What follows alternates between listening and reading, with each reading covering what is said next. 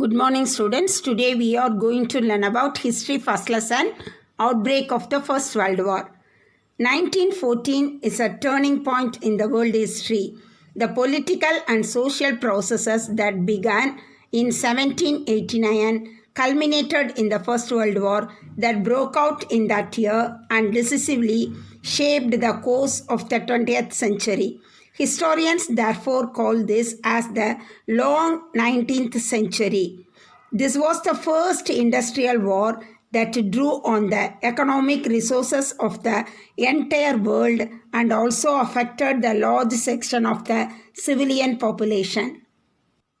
First, we have to learn about the causes of the First World War. European alliances and counter-alliances. In 1900, 5 of the European great powers were divided into 2 armed camps. One camp consists of the Central Powers, Germany, Austria-Hungary and Italy. Under the guidance of Bismarck, they had formed the Triple Alliances in 1882. The other camp consists of France and Russia. The Anglo-Japanese alliance prompted France to seek an alliance with Britain, which resulted in the Entente Cordiale in 1904. Britain reached an agreement with Russia and formed the Triple Entente of Britain, France and Russia. Second one is violence forms the nationalism. With the growth of nationalism, the attitude of my country, right or wrong, I support it, developed. England Zingoism, France chauvinism, and German cultures were militant forms of nationalism, contributing decisively to the outbreak of war. Next one is aggressive attitude of German Emperor. Emperor Kaiser Wilhelm of II Germany was recklessly assertive and aggressive. Napoleon's defeat at Trafalgar, Germans' aggressive diplomacy and rapid building of naval bases convinced Britain that German navy could be directed only against her. Britain embarked on naval race which heightened the tension between the two powers. Next one is hostility of France towards Germany. France and Germany were old rivals. Bitter memories of defeat of 1871 and loss of Alsace and Lorraine to Germany rankled in the minds of the French. German interference in the affairs of Morocco added to the bitterness. Imperial power politics in the Balkans. The Young Turk Revolution of 1908, Austria and Russia resumed their activities in the Balkans. Austria announced the annexation of Bosnia and Herzegovina. Austria's action aroused intense opposition from Serbia. Germany firmly supported Austria. The enmity between Austria and Serbia led to the outbreak of the war in 1914.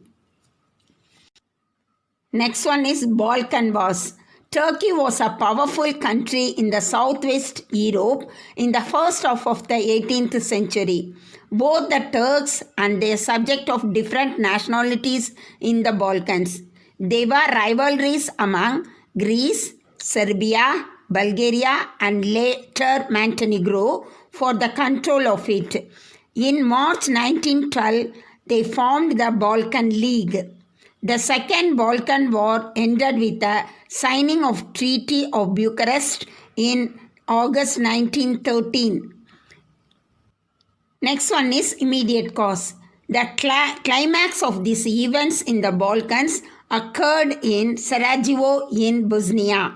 On 28 June 1914, Archduke Franz Ferdinand, nephew of and heir to France Joseph, Emperor of Austria-Hungary, was assassinated by Princip, a Bosnian Serb.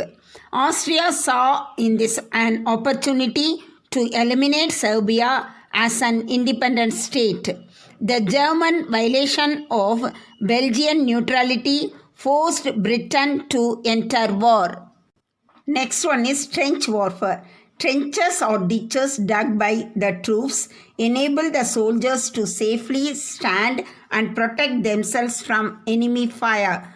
The typical trench system in World War consists of 2 to 4 trench lines running parallel to each other. Each trench was dug in a type of zigzag so that no enemy standing at one end could fire for more than few yards down its length. The main lines of trenches were connected to each other and to rear by a series of linking trenches through which food, ammunition, food troops, mail and orders were delivered. The sheer quantity of bullets and shells flying through the air in the battle conditions of First World War compelled two soldiers to burrow into soil to obtain shelter and survive. Thank you, students.